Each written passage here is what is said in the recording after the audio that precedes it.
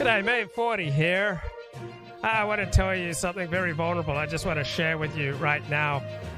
I would like to teach the world to sing in perfect harmony, and yet how did I get here?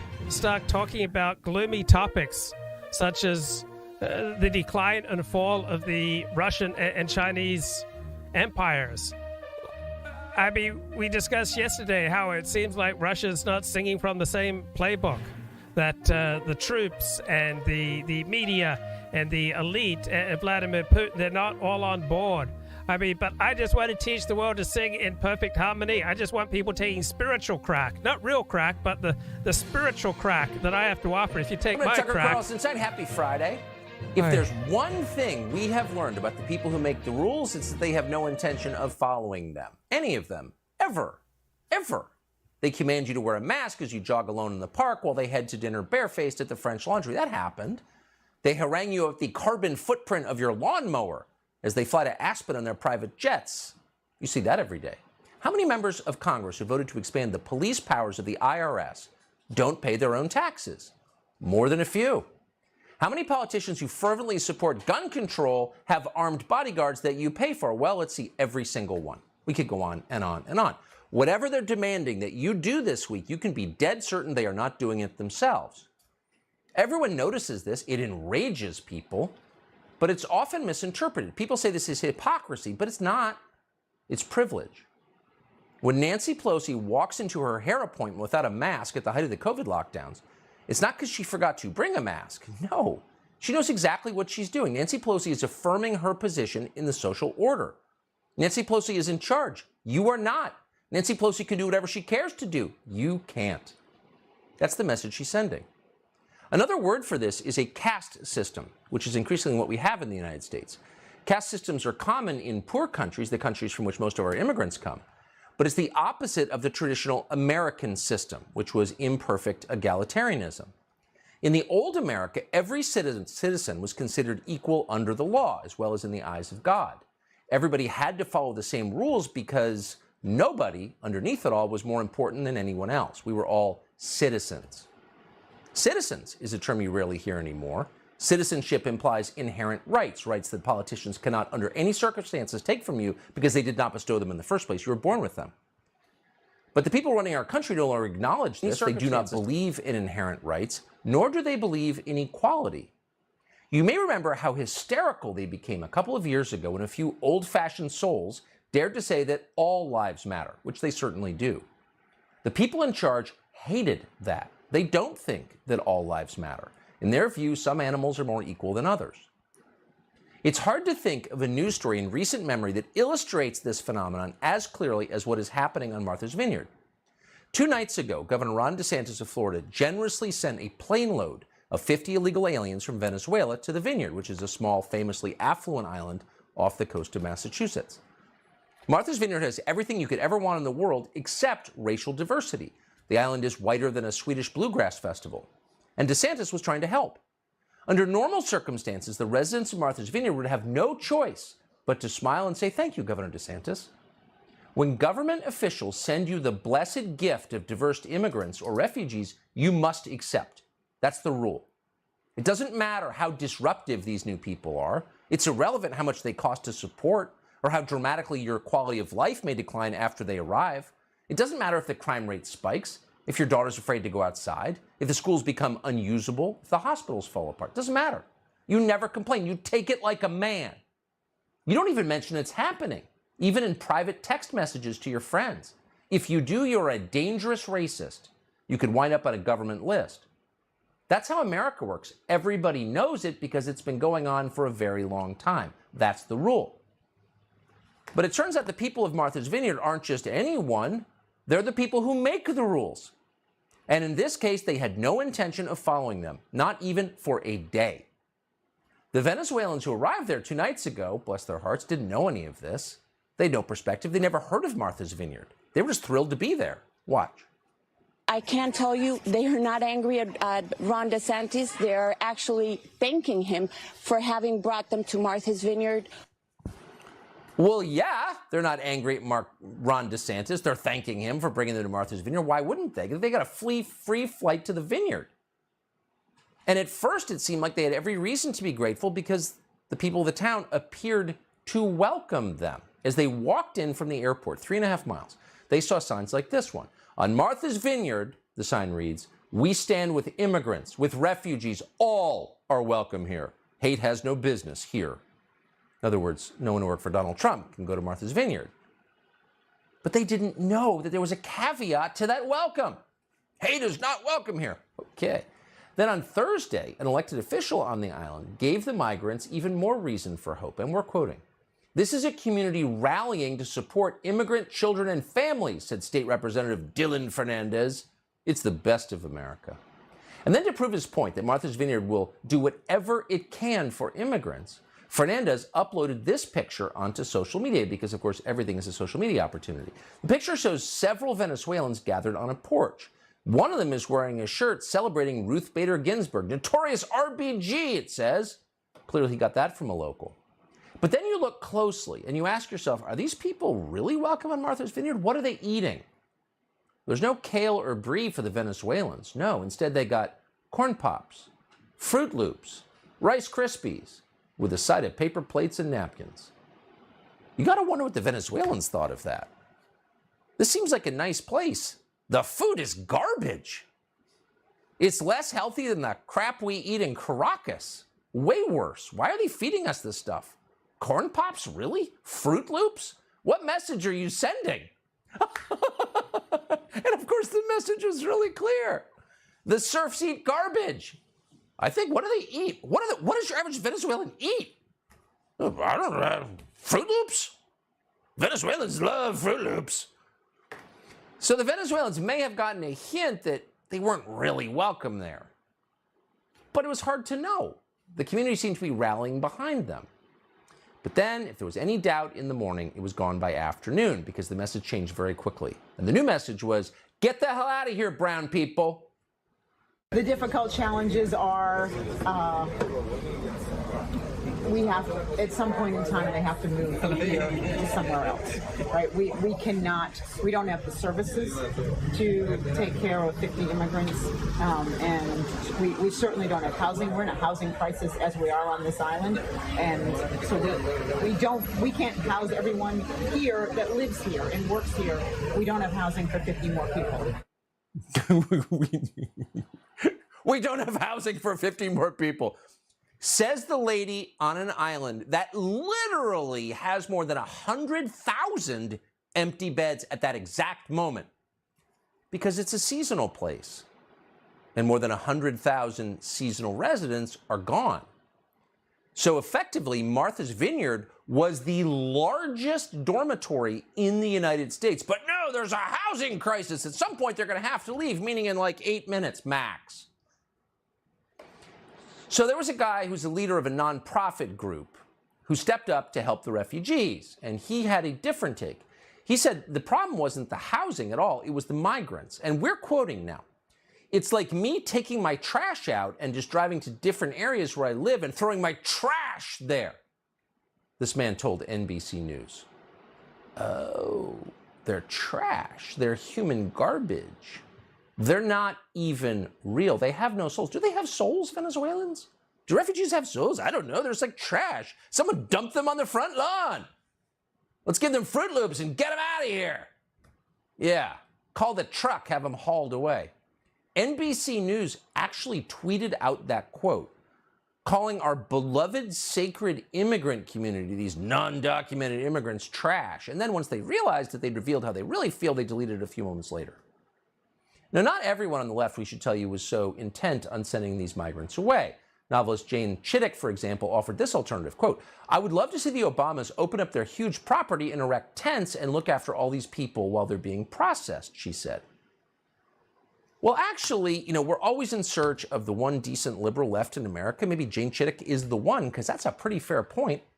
And Barack Obama has a long documented history of having people on his front lawn. In fact, he set up a tent city to house hundreds of people for, himself, his own birthday party. So could he do that again? Of course. And he should, because to do anything less than that, Barack Obama himself told us, would essentially punish the people of Martha's Vineyard. Mistreating immigrants would rob them of what makes America a worthy country. Watch this.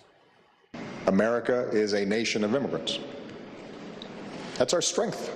And the notion that somehow we would stop now on what has been a tradition of attracting talent and strivers and dreamers from all around the world, that would rob us of the thing that is most special about America. Right. So if people don't camp out on your lawn, people have no right to be here in the first place. You're only hurting yourself. But Obama, even on Martha's Vineyard, where approximately 100% of people voted for him and love him, even on Martha's Vineyard, he could not make the sale. He could not get people who actually live there to agree with that. They did do one thing, though. They set up a GoFundMe, which they called an urgent plea. And they told us this was a way to help the migrants. And we're quoting from GoFundMe. Martha's Vineyard is a community of open-hearted individuals that view these migrants as people, not political pawns or trash. However, continuing the quote, the island is a resort community with only 20,000 year-round residents, and it already faces a shortage of affordable housing and off-season jobs. Oh, it's just not rich enough. They don't have enough beds. It's one of the richest places in the United States, and it has more available beds than any other place, probably in North America right now. But it's just, they can't swing it. But you can do your part by donating to the fund. And by donating to the fund, they'll help the migrants. Well, a lot of people believed it. The fund raised $40,000. But here's the best part. You're going to love this part. How much of that money is going to the migrants? Oh, none. None. An update on the fundraising page reveals that the funds will instead go toward, and we're quoting, building up a reserve to assist situations like this in the future, rather than directly helping this group of migrants in their situation. In other words, Martha's Vineyard is building itself an endowment, just like Harvard. Oh, it's amazing. An endowment for Martha's Vineyard, not to help anyone, but because why wouldn't Martha's Vineyard want an endowment? Okay. Well, yesterday, at the request of Martha's Vineyard's representatives, they broke it up. The governor of Massachusetts, the thoroughly loathsome Charlie Baker, called up the National Guard. Charlie Baker, Mr. Compassion, literally brought in the army to remove brown people from the whitest island in the Atlantic Ocean. So once the army brought them off Martha's Vineyard, they were sent to a military base on Cape Cod. A military base? How welcoming. Cape Cod, by the way, is a lot more Republican than Martha's Vineyard, so let's send them to them. So here's the scene of the migrants being escorted out after less than 48 hours on that jewel in the sea, Martha's Vineyard. Thank you so much for being here, everyone. As we're going to show you as we're leaving you today, a live look in Massachusetts. We're showing the ferry carrying migrants who have been dropped in Martha's Vineyard have arrived in Cape Cod. That bus you see there that is heading to Joint Base Cape Cod. Well, you got to say, they don't mess around. The liberals aren't joking. So the rest of the country, just pick a city. Pick a city in the country and ask the person after a few drinks who runs it, like, how many refugees do you have living here? How many migrants, many of them undocumented, how many illegal aliens are living in your city? And what does that do to the services in your town? Not one of them is as rich as Martha's Vineyard, and they basically will tell you we just have to live with it. No one wants to use the schools anymore. The hospitals are a complete mess. Our crime rate is up. The city looks like crap. But there's nothing we can do. The government sent them here. Oh, but Martha's Vineyard? Well, they don't play.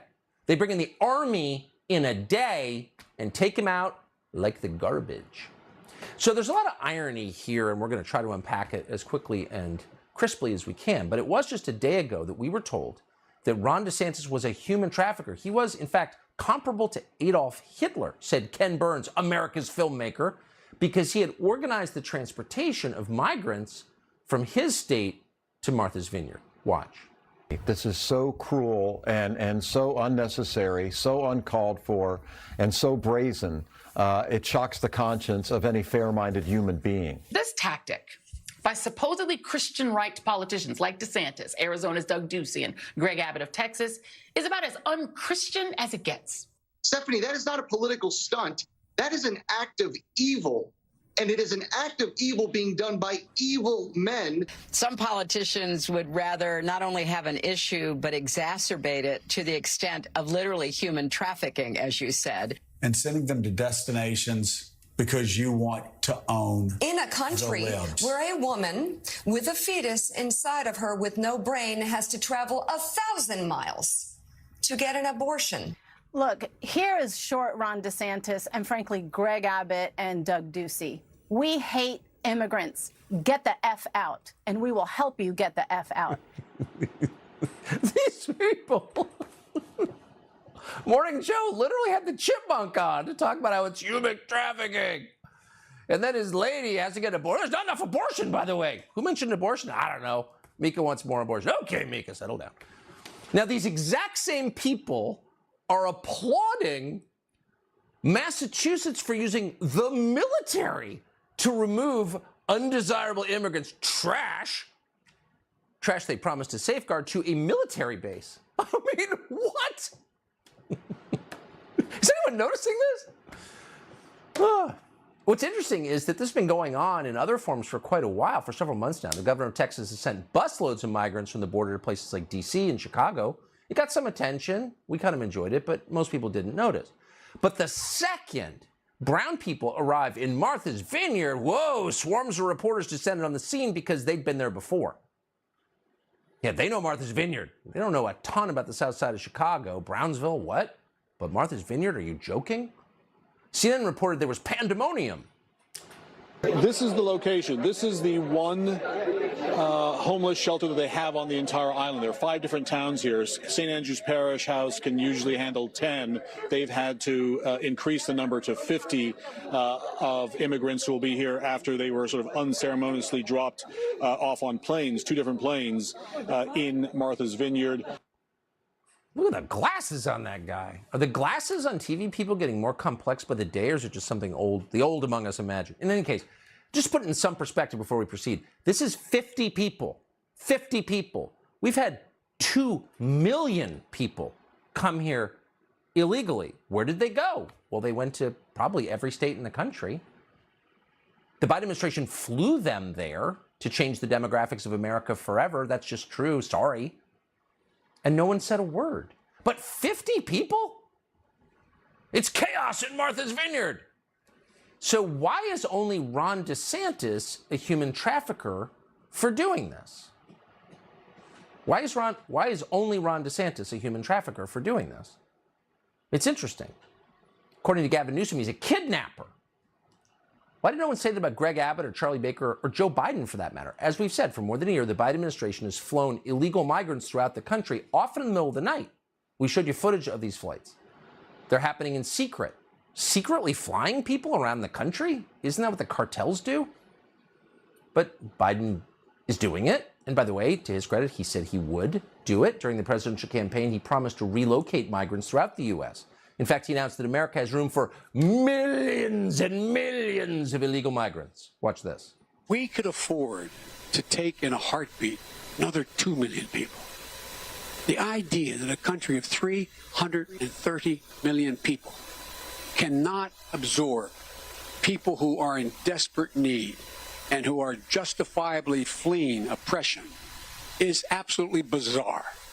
Absolutely bizarre. Yeah, it's bizarre. You're a bigot if you're not into it. By the way, again, just for perspective, the one thing that should never be partisan is immigration policy. Because immigration policy is the one policy that's irreparable. It changes your country forever. So you should have a broad consensus about what you want your country to become before you tamper with the formula. But someone like Joe Biden, who is only partisan, that's it, doesn't care. By the way, what happened after Biden transported all these people around the country, hundreds and hundreds of thousands? Well, in one community in Florida, a community that can, quote, afford more illegal migrants, a 24-year-old Honduran man ended up murdering a father in his own home. That was in Jacksonville. So that didn't get a ton of attention, but apparently people on Martha's Vineyard were watching. They don't want that. And that's why the minute Biden's voters have to deal with Venezuelans seeking the American dream, they call in the National Guard to ship them to military installations. As Florida's governor said yesterday, this really does have to end. And all those people in D.C. and New York were beating their chests when Trump was president, saying they were so proud to be sanctuary jurisdictions, saying how bad it was to have a secure border. The minute even a small fraction of what those border towns deal with every day is brought to their front door, they all of a sudden go berserk, and they're so upset that this is happening. If you have folks that are inclined to think Florida is a good place, our message to them is we are not a sanctuary state, and it's better to be able to go to a sanctuary jurisdiction. And yes, we will help facilitate that transport for you to be able to go to greener pastures. Yeah, greener pastures. Aspen next. And by the way, every Ivy League college, all 7 of them, and then maybe you hit Wesleyan and Bowdoin and Stanford, the places that support above all other institutions in this country that support illegal immigration, that have more funding per capita than any other institution in the United States. They're the richest places in America, our college campuses, liberal arts college, elite liberal arts colleges. How many migrants and refugees are they taking? 0. Let's hope the next stop in this process is there.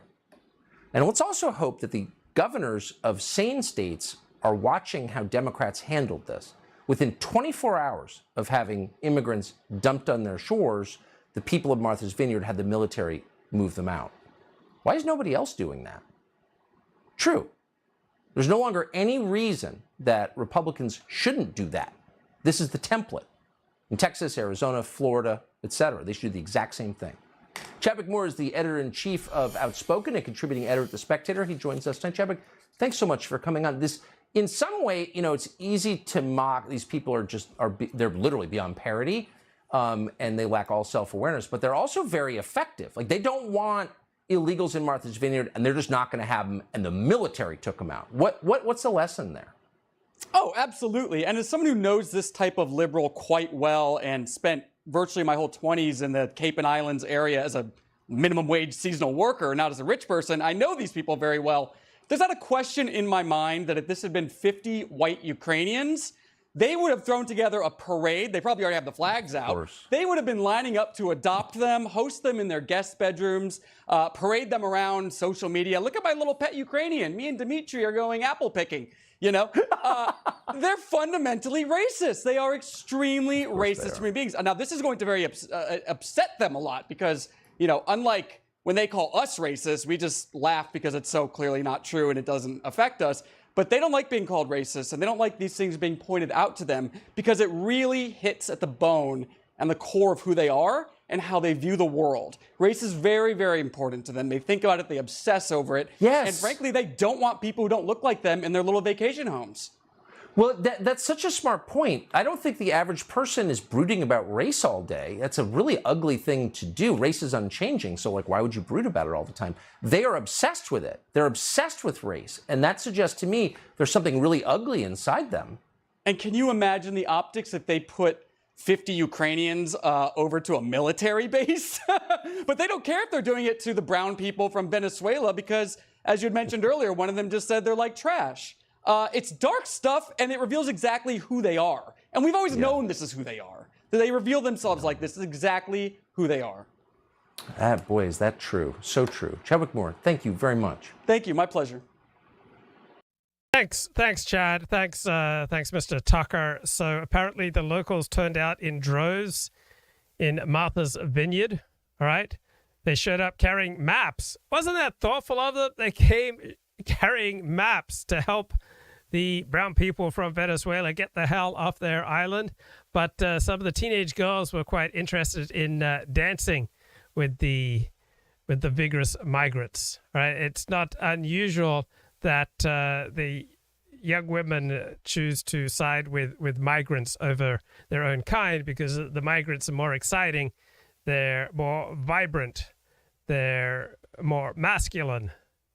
And so the teenage girls and the young women just loved up these migrants and loved them so much they gave them maps to get the hell out of there. So migrants filed out of the church they'd been sleeping in for 2 nights to hugs from the local volunteers. They left with full bags and new cell phones. And as they boarded the 3 white buses that would take them to the ferry, many cried. So the liberal news media is all about how welcoming the people of Martha's Vineyard have been in reaction to this mean, cruel Republican stunt. But how welcoming do you think the people of Martha's Vineyard would be if every day 50 new migrants showed up? Right? It's very easy to be welcoming one off. All right? I've had a lot of first dates. All right? I can make a really good impression on a first date. Right? Not so many second dates. But for one date, I could pull it off, all right? I remember Sandra Singh Low tells this story that she was having a gathering at her home. Sandra Singh Low's a Southern California institution. She's a professor of performance and creative writing at USC. She's a regular on public radio. She's written books about her life in Van Nuys. And so she had a bunch of women in their 30s, like all educated, professional, high-achieving women with their perfect Tupperware containers. And it turned out that every single one of them had dated me. And they were at first, quite excited to meet this, interesting, charming Australian until they got to know me. And then the dream died. But it's very easy to put up a good performance one time. Remember in the Bible, Sarah tells Abraham, look, go make a baby with my maidservant Hagar, right? So many people have many fine intentions. And if you don't test them too much, they may very well follow through with their good intentions for a few minutes, even for a day. But if 50 migrants keep getting dropped off at Martha's Vineyard every day, I would expect they would get a very different reception. Like, I can keep up a polite face for a few hours, but eventually the real 40 is going to come out. I don't care what they say. I'd like to teach the world to sing in perfect harmony. You can't repress my spirit, even if it's socially frowned upon. People don't like out groups. Bro, look, these teenage girls here at this Episcopal church. What is it with the Episcopalians? Like, why are they encouraging illegal immigration? Why are Episcopalians dominating our institutions, shoving our institutions to the left, shoving our political policies to the left? They dominate our elite. They dominate banking. They dominate law. They dominate the academy. What is it with Episcopalians and their left-wing agenda, this tiny group, right, exercising disproportionate influence over public policy, over culture? They occupy the high ground of American elite status, Episcopalians. They just dominate, man. And here they are outside an Episcopalian church, and these Episcopalian girls are welcoming these brown Venezuelan immigrants. But how welcoming would they be if these immigrants were pouring in and day out? It's about time that someone brings up the Episcopalian question. Most people are too afraid. It's like, oh, the Anglos, the Episcopalians, they occupy the high grounds of our culture. I'm too afraid to go up against them. They dominate politics. They dominate NGOs. They dominate the academy and law and banking and finance and Wall Street. They know how to get things done. I'm not willing to go up against the Episcopalians, but I am willing, all right? I will stand and say the Episcopalians are pushing, shoving, driving our politics to the left. And it's about time someone calls them out for their anti-American attitudes. Gosh darn it. Do you remember that there was a time when Christianity was not wimpy, right? There was a time when nationalism and Christianity went together like ham and eggs. So I've been reading a book, Peter Ackroyd's 2012 book, Foundation, The History of England from its Earliest Beginnings to the Tudors. Tudors, very raunchy show on Netflix. Very, very potent stuff. Don't recommend it. It may well place your sexual sobriety in danger. So Christianity and nationalism, all right, that's not some new thing, all right? That's not something that Marjorie Taylor Greene and Lauren Bobbitt invented, all right? Or Andrew Torba. Andrew Torba, the owner of Gab, he's come out with a book on Christian nationalism. But Christian nationalism has been an important thread in Christianity for about 1,600 years, all right? So, yeah, there are universalist threads in Christianity. There are threads talking about the beauty of all of God's children and why can't we just all come together? But there are also considerable nationalist threads as well. You just can't take, oh, this is my favorite text and this is my favorite text, therefore Christianity is universalist. I was just listening to Richard Spencer today. I mean, he's not particularly learned when it comes to religion. He thinks that there's like this essential universalist quality to Christianity, and there simply isn't. Right? There are universalist and particular strands in Christianity, in Judaism, and in Islam. So Richard has this idea that all these different cultures, all right, had opposition to homosexuality. So that didn't make Judaism special. What made Judaism special were its stories. Well, the opposite is true. Many of Judaism's stories were developments upon ancient civilization stories, but Judaism's prohibition of male-on-male sex is pretty much unique in the world, right? In the ancient world. Pretty much every other ancient culture, ancient civilization had no problem with man-on-man sex. It was Judaism that stood up and said, stop, that's an abomination. You need to keep the sexual genie in the heterosexual verging on a monogamous bottle, and that's what changed civilization. Now, this brings up something that's very painful for me to discuss. As you know, nobody's done more than I have to fight against homophobia, and I have a good friend of mine. He's always whining. He's always complaining. He's always taking offense that pretty much every time he goes to the NewYorkTimes.com, there's some photo of dudes kissing. And I tell him, get over it, man. It's 2022. Like, love is love. But no, he never becomes blasé. He never becomes desensitized to that. Every time my friend sees a photo of two men kissing on the front page, the front forward of the New York Times, he feels it as a visceral assault.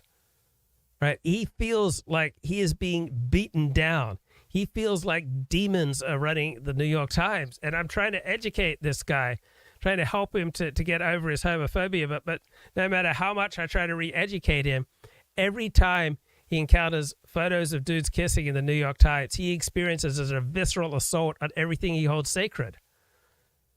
And then, I think it was yesterday, he just blew his top, man. It wasn't pretty. I can't repeat the things he said. I just couldn't believe the level of bigotry that was flowing from my friend. But apparently yesterday when he went to the New York Times, like over breakfast, as he typically does, right? He likes to get this day started with looking at the Drudge Report, and then the LA Times, and maybe some Steve Saylor, and then go over to the New York Times. So he's sitting there eating his breakfast, clicks over to the New York Times, and no, it's not a still photo of dudes kissing.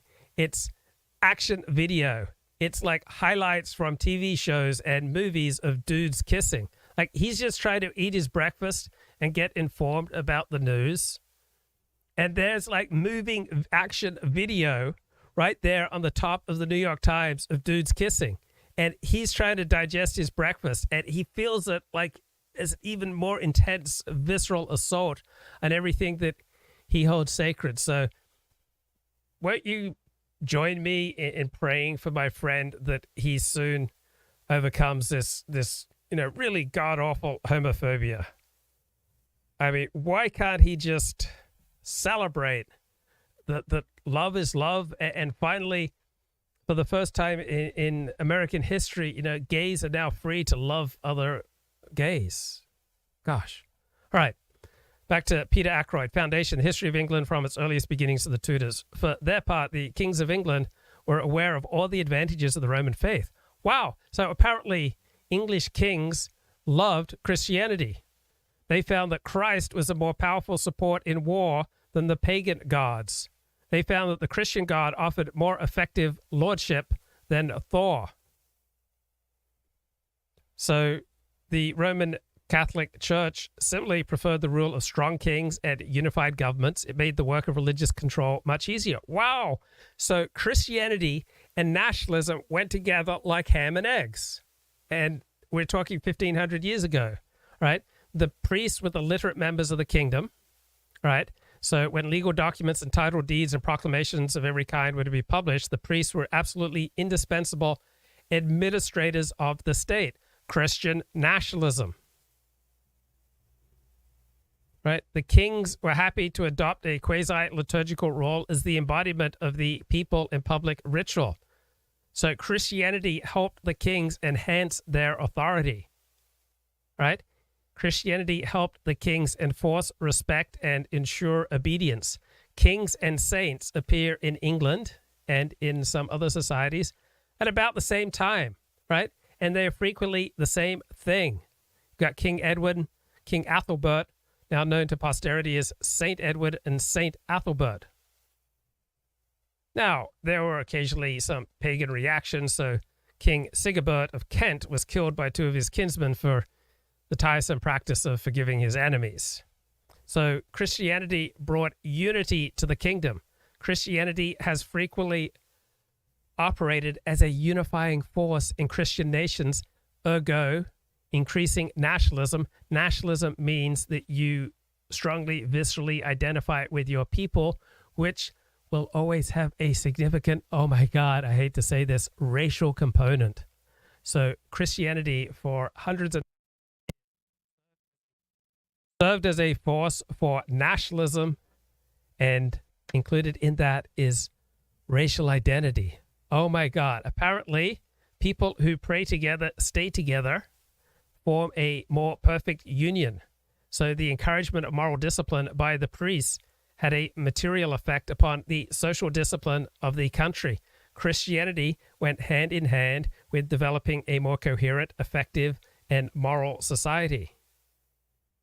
Right? So the various regions of England slowly came together, and the single English church essentially required a single English nation at this stage. Christianity, nationalism, working together hand in hand. Right? So you have mass Christian conversion turns all of the people essentially into the English race. So race often has a religious component. Nationalism often has a racial component, a religious component, a civic component, and an ideological component. So just because someone identifies as a civ nat, all right? So they're civ nat in the streets and they're ethno nat in the sheets, right? Just because people see a religious component to their nationalism, such as Christian nationalism, doesn't mean they don't also see a civic component and an ideological component and a racial component. And just because people may identify with, say, oh my God, an ethnic component to nationalism doesn't mean they also don't identify with a religious and ideological and a civic component as well, right? People aren't just cookie cutter, all about the civ nat man, or just all about the ethno nat man, or I'm just all about Christ is king, or I'm just all about the ideology of, all men are born inherently equal, endowed by their creator with certain inalienable rights. People are complicated, right? There are many levels to national identity. So let us gather together. I'm here to help people sing, right? I want to bring the world to sing in perfect harmony, all right? And so we can recognize that some people may relate more to the religious component of national identity, and other people may relate more to the civic component, other people may relate more to the ethnic component, other people may relate more to the ideological component, but these different groups are not inherently our enemies. They're not a bunch of cucks just because they identify as civ nat, or they're Christian nationalist, or they believe that, all men are created equal. Right? So you had the Venerable Bede. Don't we love the Venerable Bede? All right? He talked about the holy church of the English nation. Of course, that excludes the Welsh and the Picts. But England, as we understand it today, was created by the Christian church. Oh my God, Christian nationalism. The church has long been an essential aspect of government throughout the West. Right? The boundaries of Christian dioceses have essentially followed the frontiers of old tribal kingdoms. bishops tend to be aristocrats and members of various royal families of the land. So when the king would call a church synod in London, you would have secular as well as spiritual lords would attend because this was proto-Christian nationalism. The king's edicts would invariably take on a Christian tone. The archbishops would draw up national law codes in consultation with the king. Only after the arrival of the Normans in England in 1066 was there beginning of any formal separation between church and state. So before that, in spirit and in practice, abbots and bishops were often part of the war bands of the great magnates. So you have these large organizations, large Christian organizations known as minsters. You have communities of priests and monks that essentially minister to their surrounding areas. So these are the original expressions of the Christian England, beginning really in the 6th, 7th century. They have all the energy and power of first things. So these Christian groups are centers of patronage. They are centers of learning. They maintain trade and agriculture. So it's not just Christianity in church, right? Christianity's implanted not just with the state, with the monarchy, with the king, but with maintaining trade and agriculture, right? These Christian ministers would organize the countryside. They would organize rent payments and food. They were essentially acting as royal courts. They were an essential part of the monarchy, and Christ was king, and that had a national, an ethnic, an ideological, a religious component. So people back then didn't believe in these buffered strategic autonomous selves where everyone, is able to rationally decide what they're going to do. No, they understood that our world is constantly interpenetrating with other people's world. So Christians and secular leaders wanted to maintain order and reduce contagion. All right, what's going on with Putin? To quote somebody also quite famous, it's no, it isn't the beginning of the end, but it might turn out to be the end of the beginning. This is the first phase of the war. The Ukrainians, first of all, they resisted being conquered completely. And now they've proved that they can beat the Russians on an open battlefield, which they've done. And this is the first time, in my estimation, the Russians have been beaten on an open battlefield like this since December 1942. So that's a pretty big moment. And the humiliation of it, believe me, goes deep into Russian military circles. But the Russians won't give up. Putin is very determined that this war will go on. And so he's looking at ways of increasing what we've begun to call crypto mobilization. He won't yet declare full mobilization, though in due course he might. But at the moment, he's undergoing a process of crypto mobilization, which is like, as you were speaking with your last guest, Prigozhin of the Wagner Group, trying to get people in prison to sign up. Yeah. They're scraping the barrel everywhere they can to increase their numbers. What is the impact of that, do you think? I mean, I asked about the likelihood of greater atrocities, if that's possible to contemplate, because of the kind of prisoners that, because of the kind of recruits that are now being put into the front line. Yeah, it's an absolute certainty. I mean, what Prigozhin said, and which this is all on video now. We've all seen it. It's gone live, and it's absolutely genuine. He makes a speech to them. It's like something out of the Dirty Dozen. Yeah. He says the only way you'll get out of this place is if God lets you out, and then you'll be in a box. But if you join up, you'll get out today. You'll get out today, and you sign up for 6 months. And he said, and we'll put you on the front line, and we do all the dirty jobs, so you might get killed. And if you disobey an order or try and desert, we will shoot you without question. But if you're still alive at the end of 6 months, we'll let you free and you can go home without a stain on your character. So these people are being recruited to be quite suicidal and take their chances of still being alive at the end of 6 months. I mean, they will be the worst sort of soldiers. And in a way, they won't make any strategic difference because you can't fit these sort of brigands into a proper combined arms strategy with professional soldiers. But undoubtedly, they will do a lot of harm and damage in the areas that they go to. And remember, Prigozhin himself, the commander of this Wagner Group, who've already got about 10,000 convicts serving with the Wagner Group, he did 9 years in prison for robbery before he ever knew Putin. So he himself knows what it is like to be in a Russian prison. Well, all of that is a terrifying I think we all know what it's like to be in a Russian prison. It's not a very happy place. Hey everyone, Peter Zion here. Hello again from Lake Louise. The news as of this morning is that the Germans have nationalized a couple of physical assets, refineries specifically that belonged to Russian state-owned oil company Rosneft, multi-billion-dollar assets. We've always known this was coming. As soon as you have the Germans and the Russians having a dispute over economics and strategy, they were going to start drawing lines, and this is one of the big ones. Now, the German strategy for dealing with the Russians going back 2 centuries has been pretty straightforward. They want to avoid a war because wars between the Germans and the Russians are awful. They fight in Poland, they fight in Ukraine, lots of people die, the weather's horrible, the terrain is wide open, they both commit atrocities, it's just wretched. So they try to avoid it, and they do that by trying to entangle their economies so they have a vested interest in not fighting. But ultimately it doesn't work out, and they end up fighting, and it's horrible. So then they go ahead to entangle again. What we're seeing now is the disentanglement, and they're preparing for a direct confrontation. The Germans, of course, hope it won't come to that. History suggests that hope is largely in vain. That's the bigger strategic picture. The economic picture is almost just as bold because we have now had direct entanglement between the Europeans and the Germans for going on 30 years, and now that all becomes unwound. So the Germans have fired the starting gun with some multi-billion-dollar assets they're taking away from the Russians. Expect every single joint venture that the two sides have and lots of property on both sides to basically be unwound and returned to their national authorities, and that is the end of this phase of Russian-European integration. Don't count on it coming back anytime soon because the demographic pictures on both sides are just atrocious. So this is where it gets real, and this is where we have a sharp severing. We'll talk about what's going on with the China.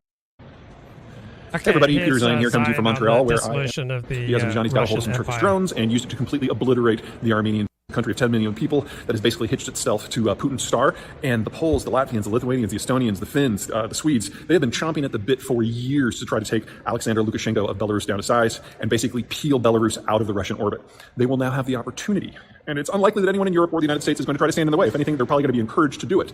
So unless Lukashenko sues for peace with the Balts and the Nordics, very quickly, we should count on seeing him being brought up on war crimes before very long, because after all, he did provide the access that was necessary for the assault on Kiev early in the war. A little bit different are things going on in the Caucasus, not in Nagorno-Karabakh or Azerbaijan and Armenia, but in Georgia. Now, here I do expect things to be a little bit more circumspect. The Georgians tried to call Russia's bluff and invade their former secessionist republics of North Ossetia and Abkhazia several years ago in 2004, and it was a trap. And the Russians were able to destroy the Georgian army. So the Georgians are not going to do this until a couple of other countries in the region have already pulled this off successfully. So look to Armenia and Azerbaijan first, and then second, look to Moldova. There's a small secessionist republic there called Transnistria. It's only 10% of the population of a country of like 3.5 million people. There's not much going on there. But the Russians intervened decisively right at the end of the Soviet collapse to basically make sure that Transnistria could be functionally independent under Russian sponsorship. But unlike the So I've been reading the decline and fall of the Roman Empire. One of the most commonly pursued historical questions is, where did the Holy Roman Empire, or where did the Roman Empire fall? And it's not that complicated when the marginal costs of belonging to the Roman Empire exceed the marginal benefits, then entities start peeling away. When the marginal cost of being your friend, right, starts to exceed the benefits, people will start peeling away from you. And now we're seeing the beginnings of entities wanting to peel away from the Russian and Chinese empires. And it's funny, a lot of people on the alt-right, such as Coach Red Pill, right, talk about how China and Russia are going to defeat the United States because they're more homogeneous. So China definitely is more homogeneous than the United States, but Russia is a multi-ethnic, multi-racial, multi-religious empire. And right now, it does not look at all like China and Russia are going to outlast the United States. What instead we're seeing are the Chinese and Russian empires falling apart, and America reigns even more strongly and more powerfully than it has ever done before, right? The 20th century was the American century. 21st century will be even more the American century. I mean, China's falling apart in front of our eyes. Russia's falling apart in front of our eyes. The West, in particular the United States, has never on a relative basis stood more strongly. And so even though we have all these degenerate trends in our country, and some of our advertising for our armed forces is not nearly as tough and mean as what the Russians and the Chinese use, that doesn't mean that the Russian and Chinese societies and armed forces are more effective than ours, because it's simply not working out. Why do I think they are falling apart? Demographics, right? They are in far worse demographic situation than the United States. So Russia's in terminal decline. China is going to have about half of its current population in approximately 40 years. So demographics would be number one. Number two, China has always been a big pyramid scheme. They operate with astronomical amounts of debt. I mean, far more debt than the United States. So China's land is incredibly polluted. Russia's never been able to manufacture consumer goods worth a damn. The lifespan in Russia is just been in terminal decline for about 40 years. Almost all the world's great universities are in the United States. They're not in Russia, and they're not in China. Like, which Chinese consumer product do you most associate with quality? None. I mean, when you think about Chinese-made goods, you think of crap. Now, not everything they make is crap, but generally speaking, so much of what they make is of substandard quality that it just naturally occurs in the mind to equate anything made in China with crap. Also, Chinese workers, they are half as productive as the average Turkish worker, right? So it's no longer economical to manufacture in China. So you have manufacturers reshoring, returning to the United States, or they're setting up elsewhere, but frequently they're setting up in Mexico. So China and Russia falling apart, United States stronger than ever. Georgian secessionist territories which share a land border with Russia proper. Transnistria's on its own. The only way to supply it is through Ukraine, and that has obviously stopped. So the Moldovans and their sponsors in Romania have now a vested interest in ending this historical aberration, and I would expect to see that being wrapped up within a year or two. Okay, so that's in the former Soviet Union. The second big category is Israel. The Russians have very publicly, unfortunately for them, relocated a lot of hardware from Syria to Ukraine, specifically air defense equipment, to help them with their assaults. Which means that if you are Israel, the only thing that is standing in your way of going after the Syrian regime is someone from the Biden administration saying, you know what, we really don't want a nuclear event to erupt because there are Russian troops involved. Well, the tone of the Biden administration in the last 72 hours has kind of changed. Now it's more of a like, you kids go have fun sort of vibe. So I expect us to see some very interesting pyrotechnics between the Israelis and the Syrians in a very short period of time, followed by the Syrians suing for peace, which means that we get to revisit the entire Syrian civil war now without the Russians being players. Iran is going to factor that into that as well, and that brings us to the final category, the ones that the United States really cares about. Now, I don't think the United States is about to go after Iran. It's not like Iran without Russia is actually all that much weaker. It's more like the United States saw Russian sponsorship of Iran as a problem because it meant that going after Iran meant there would be problems in other areas that we care more about. So I don't think we're about to go and knock heads with the mullahs. But all of a sudden, Tehran has lost its primary weapons sponsor and its primary Security Council sponsor. And that is going to force the Iranians to think differently and act differently in every theater that they care about. So this is a negotiation question more than a military one. On that general topic are the two remaining issues that the Americans care about, Cuba and Venezuela. In both cases, the United States finds it awkward. Now, in the case of Cuba, the Cuban government has had an on-again, off-again interest in renegotiating the terms of its relationship with everyone in the Western Hemisphere. So you should expect that to pick up again. It started under the W. Bush administration. It continued under Obama. We will now see a rebound under the Biden administration. And that just leaves Venezuela. If it wasn't for the likelihood of global energy shortages, this would be an opportunity for the Biden administration to end the Venezuelan regime once and for all. So now it is purely a question of how quickly energy can be brought online from other players and how that informs. Okay, so Brandon says America is falling. Bro, America's not falling. You're falling. All right. You want to be able to offload your own frustrations with life and imagine that there's something wrong with America, that America's deep failings, America's terminal decline is somehow an excuse for whatever is frustrating you in your own life. You live in if you live in America, incredibly prosperous society with abundant opportunities.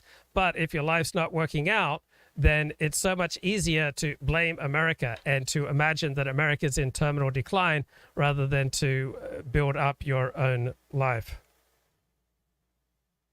And Brandon says, I am well off and work is optional for me. America is choking on wokeness. Baron says, I believe no one else is capable of taking over from us. China is too weird. Russia isn't that bright on average. And Indians have low social cohesion.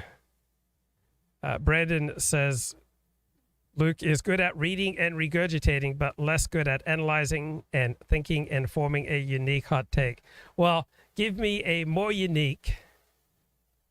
Well, there aren't degrees of uniqueness. Give me a better take than vouch nationalism, right? vouch nationalism. The time has come where if you're going to have substantial privileges in the society, like owning a gun or driving a car or having kids, you should have to have people vouch for you who are going to be accountable if you misbehave. We need to move from this individualist society towards a little bit more of a communitarian, communal, social society. So yes, vouch nationalism, quite innovative. Wow. Thank you so much, Laponius. And I've got more thoughts where that came from. Now, press 1 if you think the world is filled with demons. There are a lot of advantages to believing that the world around us is filled with demons, and that it's demons who are our biggest obstacle in trying to create a sane society, right? Demons are out there.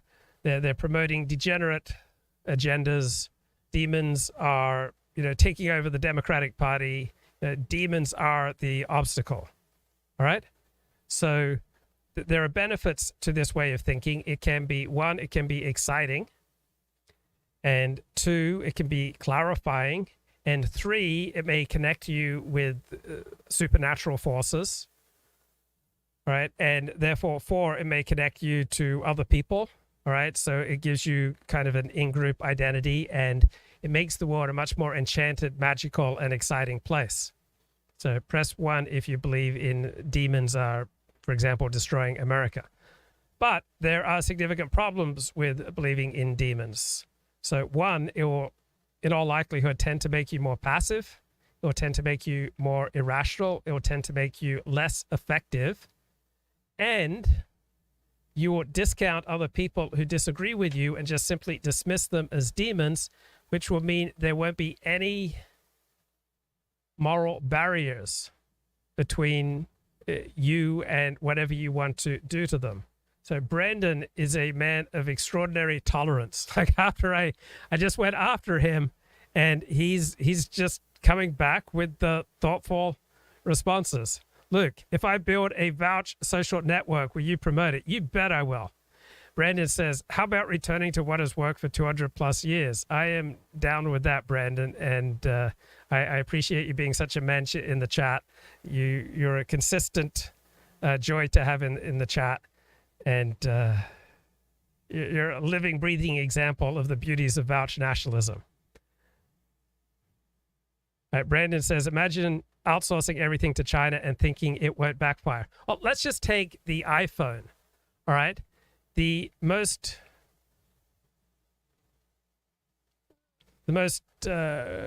dollar rich, all right, the most productive, the most affluent parts of the iPhone are here in America. It's the riches that come from the iPhone are from the design and the marketing and the invention of the iPhone, right? The Chinese are simply sticking little bits together, right?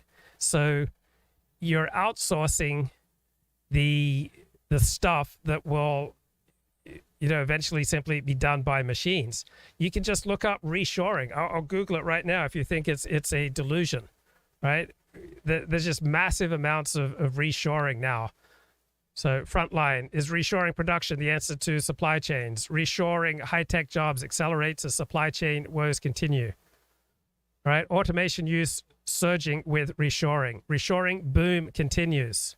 Surge in reshoring activity continues. U.S. companies are reshoring at a rapid pace. Here's how to take advantage.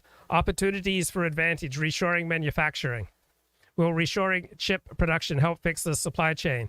Globalization of trade isn't ending, but more companies are backing away from manufacturing overseas, and instead they are moving towards reshoring. So there's a massive shift in jobs and in manufacturing back to the United States. Just put reshoring into Google News and you'll see dozens of articles on reshoring. It's a massive phenomenon. Okay, one of the downfalls of believing that demons are all around us is that it can very likely mentally destabilize you, and it can remove any moral compunctions with how you deal with other people. So there's a 3-part interesting Netflix documentary series, Sins of Our Mother.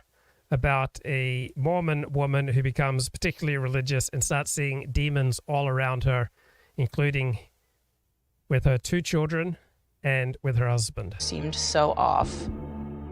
I would research Lori's name, and then I found their podcast, and I was listening to that. In the premortal world, and I went to other worlds. I fought in this war for millennia, and that's who I am. And I came down here to be a warrior and fight.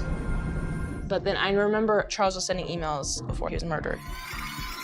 She's lost her mind. I never read them. Colby and I weren't interested in that. We thought it was really dramatic and not our business. He was freaking out. And at that time, it looked like a guilty person. I was convinced that he had cheated at least. I was like, I'm not saying anything. This is between you and my mom. You're adults. I have too much going on in my life to worry about your marriage with her. You guys need to figure this out. So I went back and I started reading all the emails Charles had sent us. I was like, I have to see what he was saying. That's when I found these family history documents. The email itself was actually a forwarded email to Lori. Charles wrote, "She calls her own daughter a dark spirit. Please help her, Charles Vallow." My throat fell in my stomach.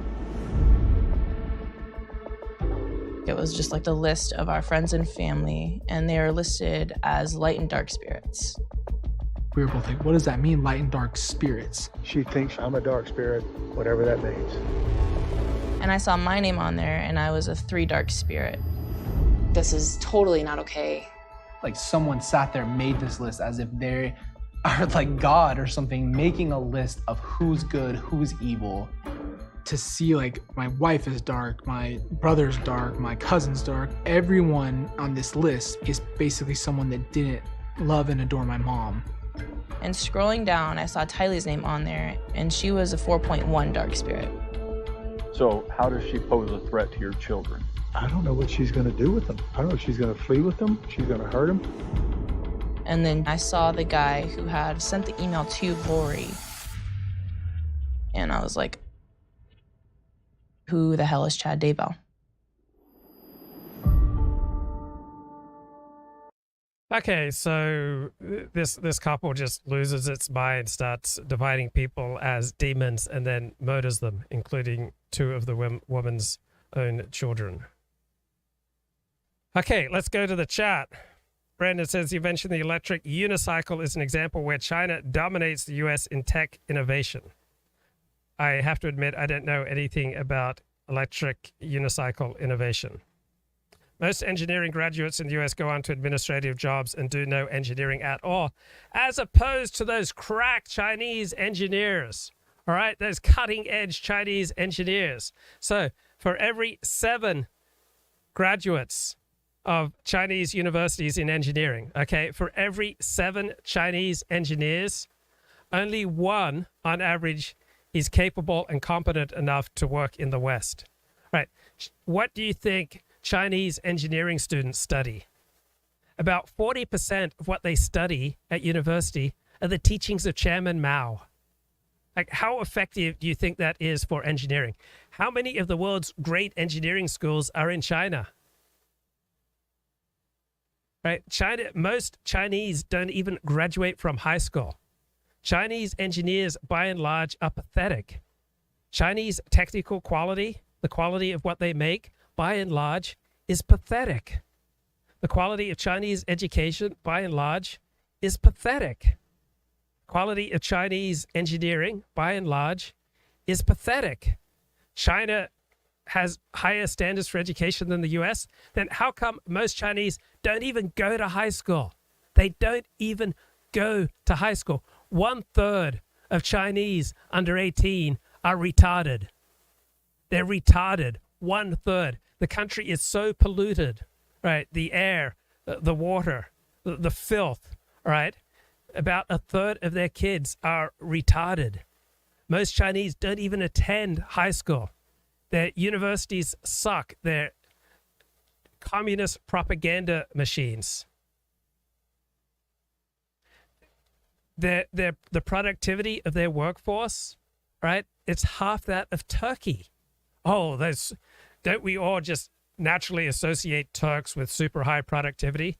Or China is so pathetic, they can't even reach better than 1/2 the productivity levels of Turkey. Right? Chinese engineering graduates, right? About 15% are competent. About 15%, right? After spending about 40% of their university education studying the works of Chairman Mao. Do you really want to live in a high-rise that is designed by people who spend 40% of their university education studying the works of Chairman Mao? China's falling apart. China is done, bro. Absolutely done. Okay, what's going on with Sean Hannity? Let's have a look here.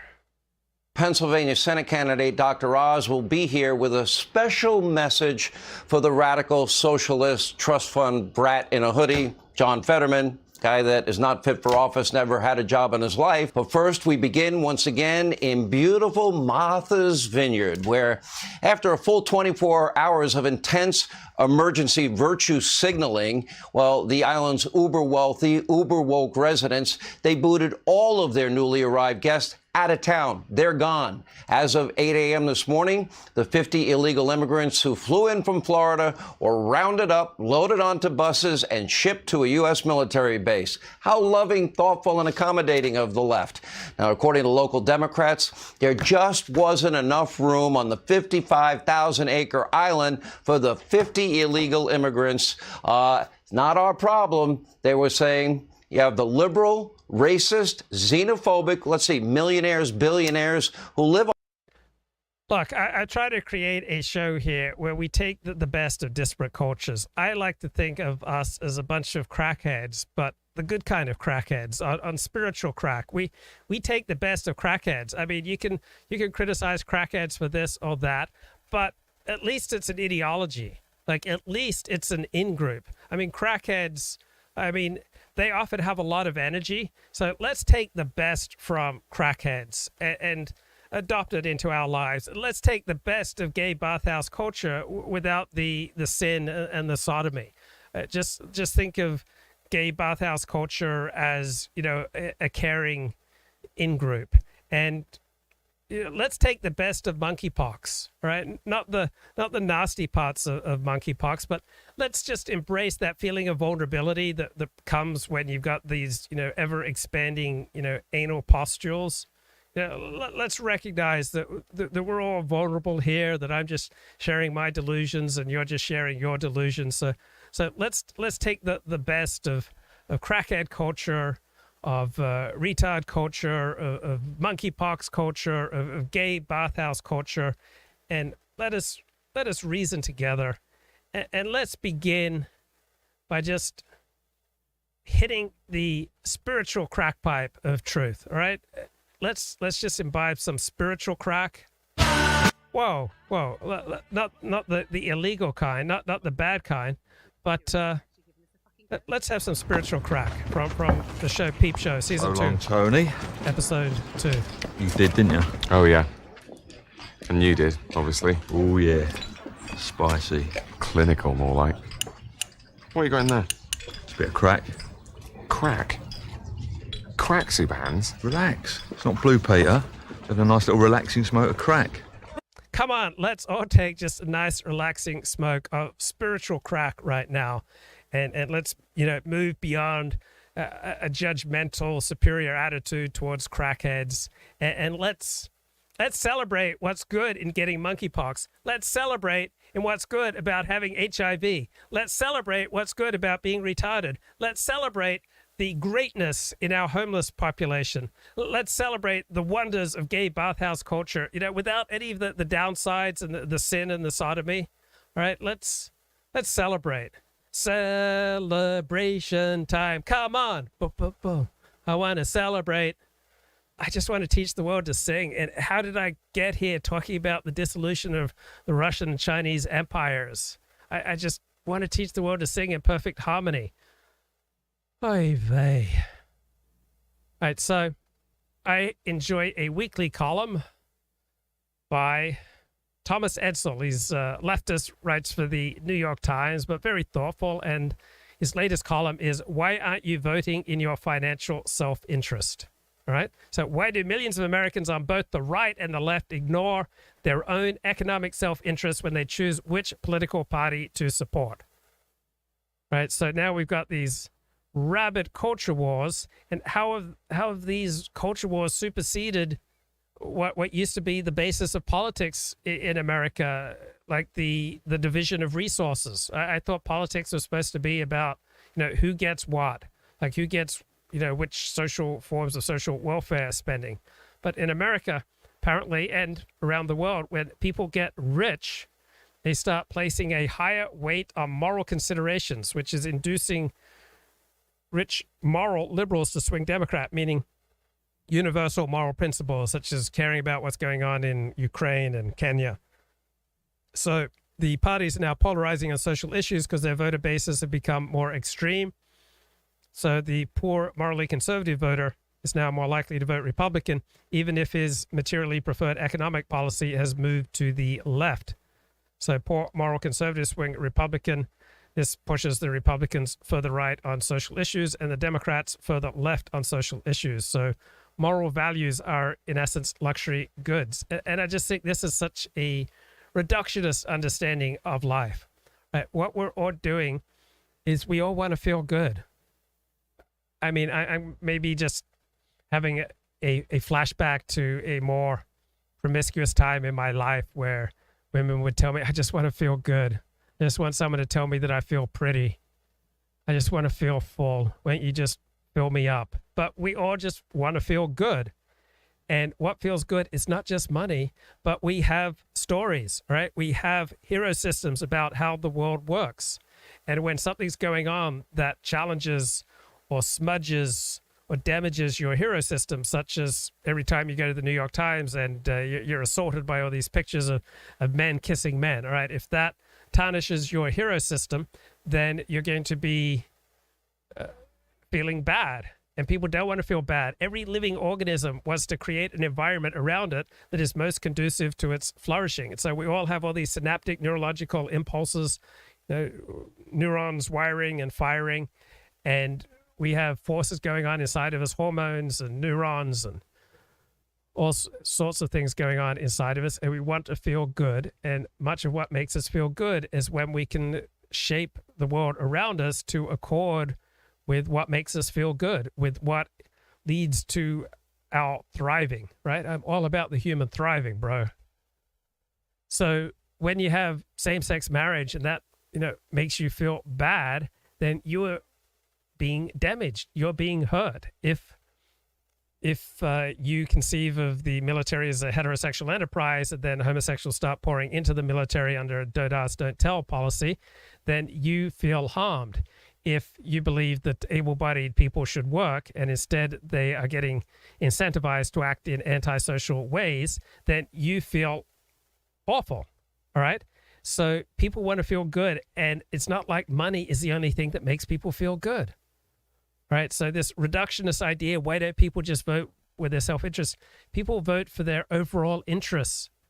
And morality and hero systems and stories we tell ourselves about how the world works are an integral part of our biological life. We would be crushed by our insignificance if we didn't have some sort of hero system that we signed onto that gives our lives and our daily deeds transcendent meaning.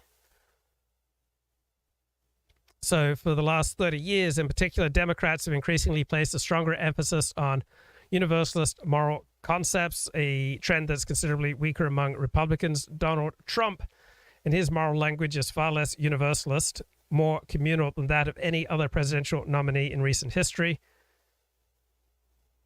And so the richest people, right, they may place far more emphasis on moral and cultural issues. Well, everyone places emphasis on moral and cultural issues because you can't get up in the morning and go through life without a moral worldview, without an instinct that certain things are right and certain things are wrong.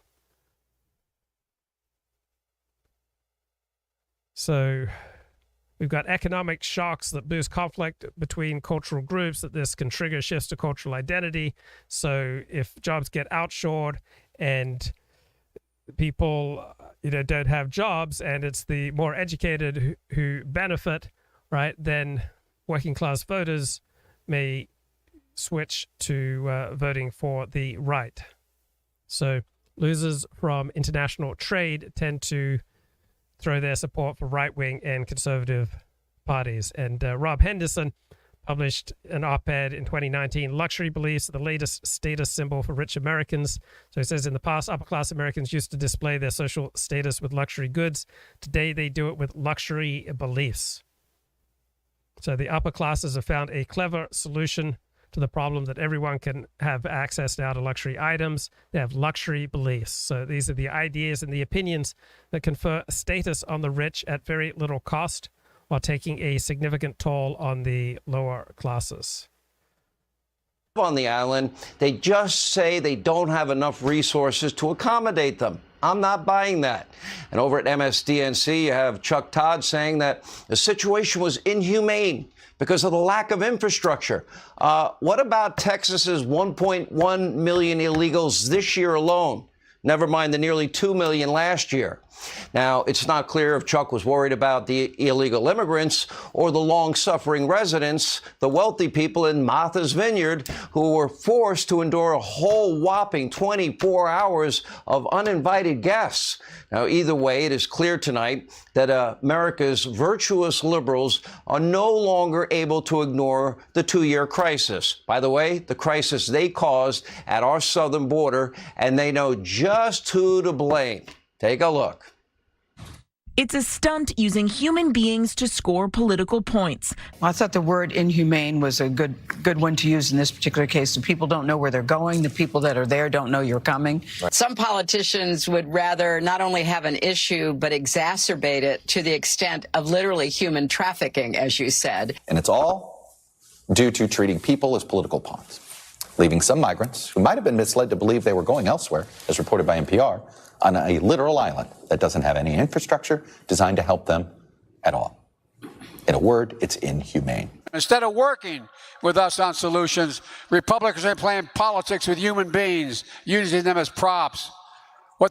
Right, as opposed to politics as usual, when politicians never use people as props. This is really shocking. All right, you're probably wondering, 40, what books have you been reading lately? I've been reading a 2015 work by my favorite moral philosopher. Can you guess who my favorite moral philosopher is? Yes, you're right. It's John M. Doris. His book from 2015, Talking to Ourselves, Reflection, Ignorance, and Agency. Pretty sexy title.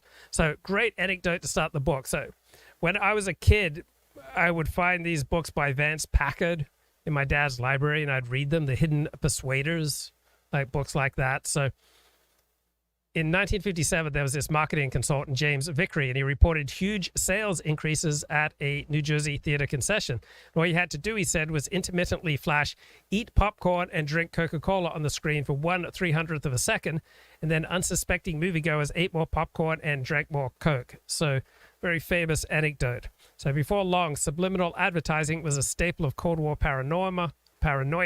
At exposés like Vance Packard's The Hidden Persuaders and other books like Subliminal Seduction or Glutting Bookstores. The New Yorker pronounced Vance Packard's opus as an authoritative and frightening report on how manufacturers, fundraisers, and politicians are attempting to turn the American mind into a kind of catatonic dough that will buy, give, or vote at their command. Pretty creepy stuff. This catatonic dough, you got movie night as Night of the Living Noshers, with film buffs cast as junk food zombies.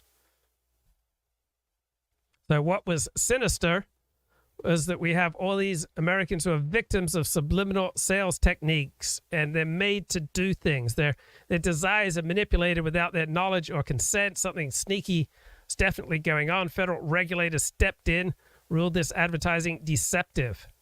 Well, turns out the alarmists were unduly alarmed. So after decades of research, scientific evidence for the effectiveness of subliminal advertising remains in very short supply. In other words, this is all based on a lie. And so this just kind of reminds me of talk radio and live streaming. Like you get, this sexy topic, this sexy title, this, feed people's paranoia. And it's just so fun to tune into, but it's just so often bogus. And I guess because, in part, I need to think about talk radio and live streaming as a conversation, and what makes it for a good conversation and not, an accurate recitation of facts. People will usually tune into punditry because they want to feel something. They just want to feel good, man. I just want to feel full. Fill me up. Make me feel good. That's why most people go for punditry and live streams.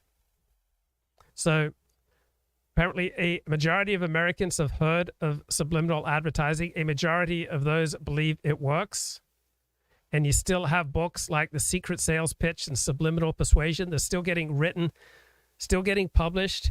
And there was even a celebratory 50th anniversary edition of The Hidden Persuaders appearing in 2007, all based on a lie. It just... So much of what's in the news and what's doled out by pundits and clerics is just a lie. Now, you're probably wondering, 40, what is the philosophy of reflectivism? Okay, that's the doctrine to which the exercise of human agency consists of judgment and behavior ordered by self-conscious reflection about what to think and do. So if you think it and then you decide on something and then you do it, right? This is the notion that we can think our way to a better life. And so when we act, this is the product of reflection. So people correctly divine the beliefs, desires, and other psychological states relevant to their decisions, and they make these decisions in light of these emotional states or reasons and act accordingly. Now, this sounds great, right? Who doesn't venerate this idea? But this assumption is completely compromised by decades of research in the social, cognitive, and behavioral sciences. So reflection appears a very limited portion of human conduct. Behavior tends to be thoughtless, quite unconstrained by reflection. And when people do reflect, there's usually little warrant for confidence that these reflections are informed by accurate self-awareness. Sad. What they're doing is simply wrong. It's un-American. It's reckless. And we have a process in place to manage migrants at the border. Yeah, put them in Joe's cages, put in the middle of a pandemic? Really? Okay, let's... Yeah, the chat is right. Donald Trump was the first American president in 60 years who successfully crushed illegal immigration in 2020 with his policies like Remain in Mexico. Trump did something amazing. He crushed illegal immigration. He was effective, finally, by 2020 at crushing illegal immigration. Then his successor, Joe Biden, undid many of those policies. And as a result, millions of illegal aliens are flooding into our country. And on that happy and cheery note, let's go out with some spiritual crack. Obviously. Oh, yeah. Spicy. Clinical, more like. What are you got in there? It's a bit of crack. Crack? Crack, super hands. Relax. It's Had not a blue, wedding? Peter. Having a nice little relaxing smoke of crack. Oh, my Lord. Nice little relaxing smoke of spiritual crack.